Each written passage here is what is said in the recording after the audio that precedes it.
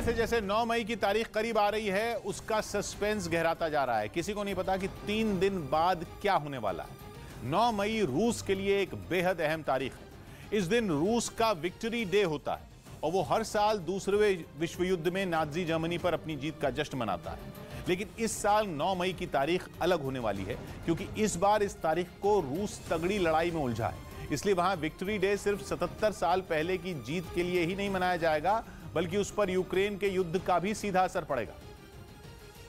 इतना ही नहीं, माना जा रहा है कि 9 मई का दिन यूक्रेन के युद्ध में बहुत बड़ा टर्निंग पॉइंट हो सकता है और यूक्रेन की किस्मत तय कर सकता है। विशेषज्ञों का मानना है कि पुतिन 9 मई को यूक्रेन की जंग की तुलना दूसरे विश्व युद्ध से करके अपने लोगों के मन में देशभक्ति की लौ भड़काने की कोशिश कर सकते हैं।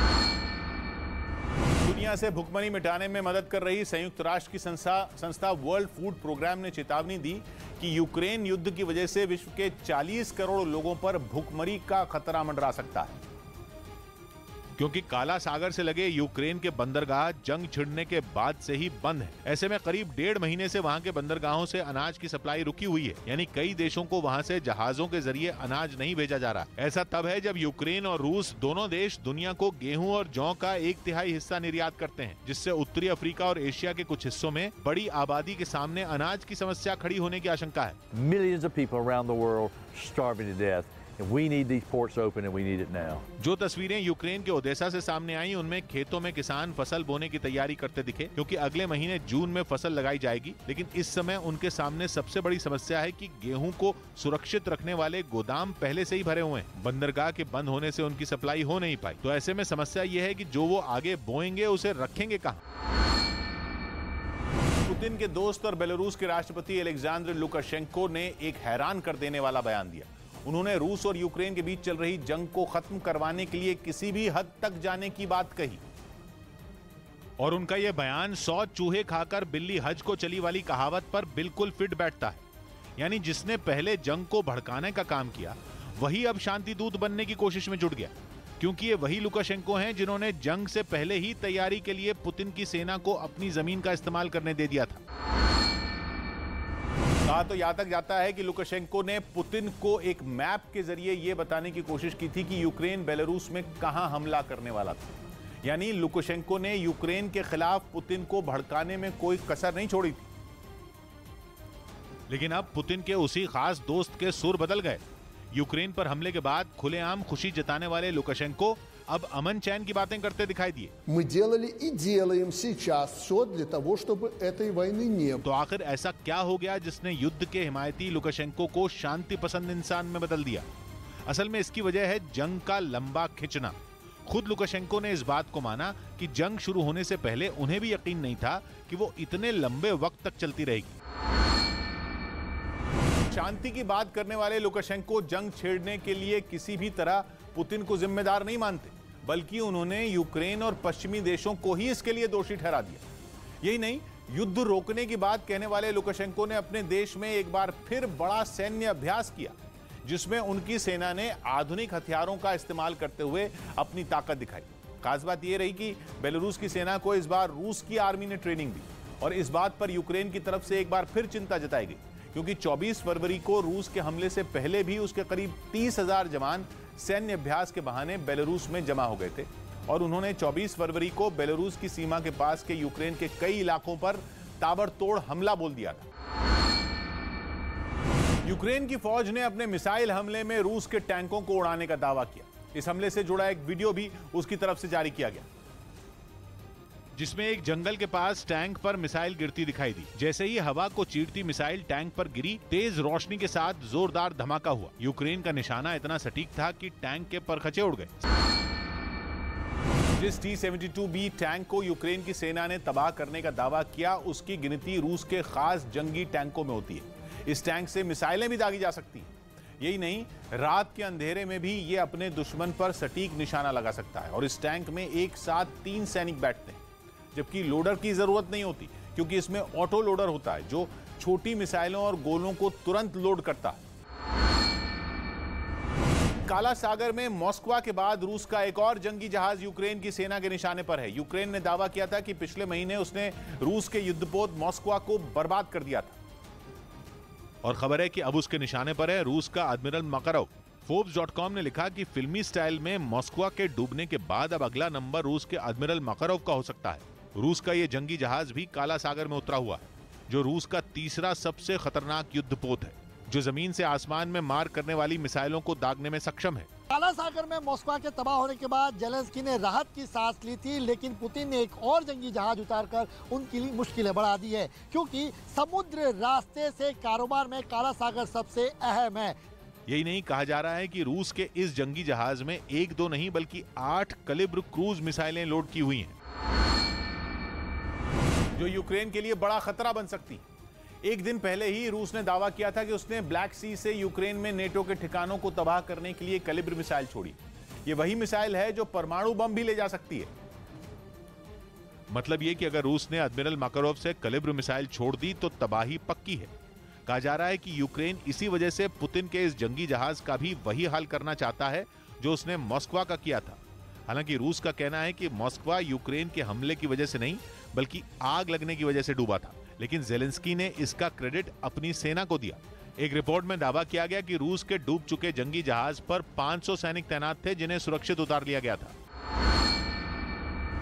तब ब्रिटेन के अखबार द मिरर की रिपोर्ट की माने तो पुतिन भले ही यूक्रेन को जीतने के लिए परमाणु हथियार चलाने का आदेश दे दें, लेकिन होने कुछ नहीं वाला, क्योंकि पुतिन की सेना उनका ऑर्डर ही नहीं मानेगी।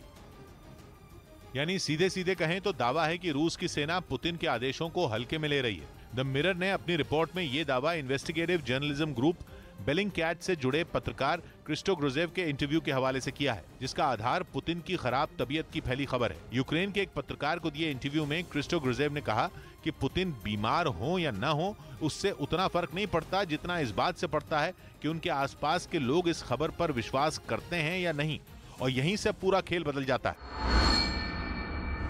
यूक्रेन युद्ध से ठीक पहले पुतिन और शी जिनपिंग के बीच हुई सीक्रेट डील का पर्दाफाश हुआ। खबर है कि बीजिंग में विंटर ओलंपिक्स की ओपनिंग सेरेमनी में शामिल होने पहुंचे पुतिन ने चीन के राष्ट्रपति शी जिनपिंग के बीच गैस और तेल सप्लाई को लेकर एक बड़ी डील की थी, जिसका दावा किया चीन के अखबार साउथ चाइना मॉर्निंग पोस्ट ने। और दावा है कि ऊर्जा क्षेत्र में रूस और चीन के बीच युद्ध से ठीक पहले फरवरी में हुआ यह समझौता करीब 12,000 करोड़ डॉलर, मतलब भारतीय रुपयों में 9 लाख करोड़ से ज्यादा का है, जिसके तहत रूस हर साल चीन को करीब 1,000 करोड़ क्यूबिक मीटर गैस की सप्लाई करेगा। यानी पुतिन यूक्रेन पर हमले का पूरा प्लान पहले ही तैयार कर चुके थे और इसका भी अंदाजा लगा चुके थे कि युद्ध छिड़ने पर उनके गैस और तेल के कारोबार पर असर पड़ सकता है, क्योंकि पश्चिमी देश लगातार यूक्रेन पर हमले का विरोध कर रहे थे और यूरोप को अधिकतर गैस और तेल की सप्लाई रूस से ही होती है। इसीलिए पुतिन ने इस सप्लाई के रुकने की स्थिति में शी जिनपिंग के साथ मिलकर प्लान बी भी तैयार कर लिया था,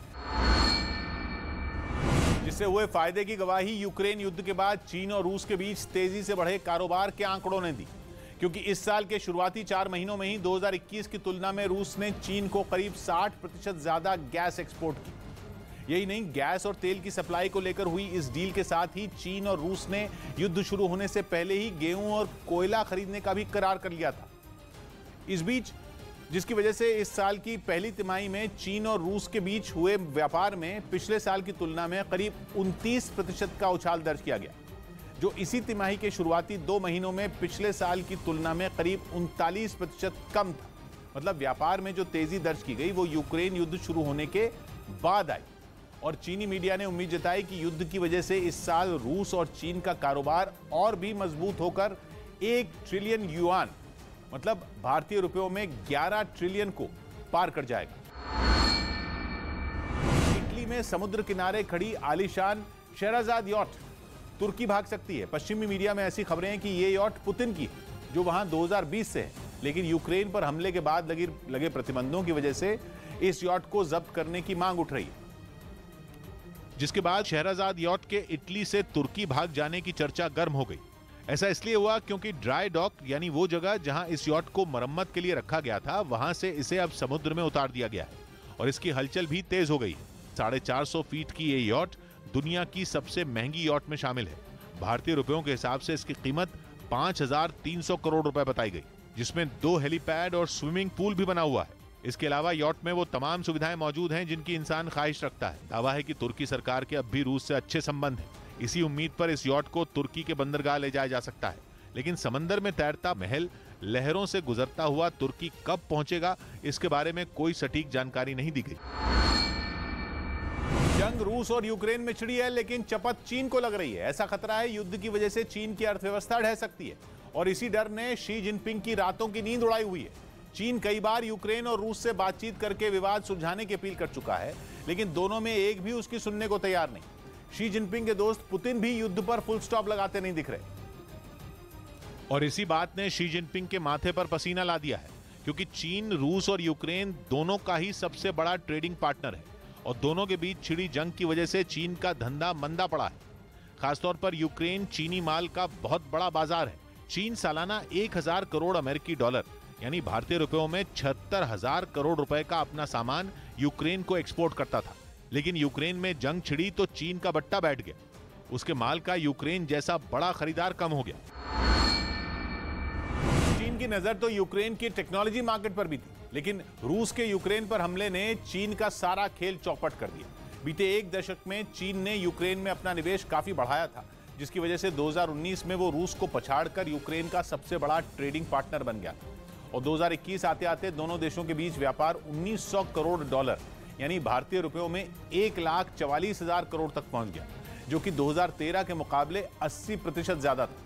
यहां तक कि चीन यूक्रेन से हथियार और डिफेंस टेक्नोलॉजी में भी साझेदारी बढ़ा रहा था, बल्कि 2016 से 2020 के बीच उसने रूस और फ्रांस के बाद सबसे ज्यादा हथियार यूक्रेन से ही खरीदे थे। और तो और अपने यहाँ आयरन ओर की तेजी से बढ़ रही मांग को पूरा करने के लिए भी चीन यूक्रेन के भरोसे था, क्योंकि चीन के पास ज्यादा लौ अयस्क नहीं है और जो है भी वो अच्छी क्वालिटी का नहीं। लेकिन जंग की वजह से चीन को यूक्रेन का आयरन ओर मिलने में दिक्कत हो रही है और इसलिए चीन के मैन्युफैक्चरिंग सेक्टर पर भी संकट मंडरा रहा है, क्योंकि इंडस्ट्री के लिए चीन को खूब स्टील चाहिए।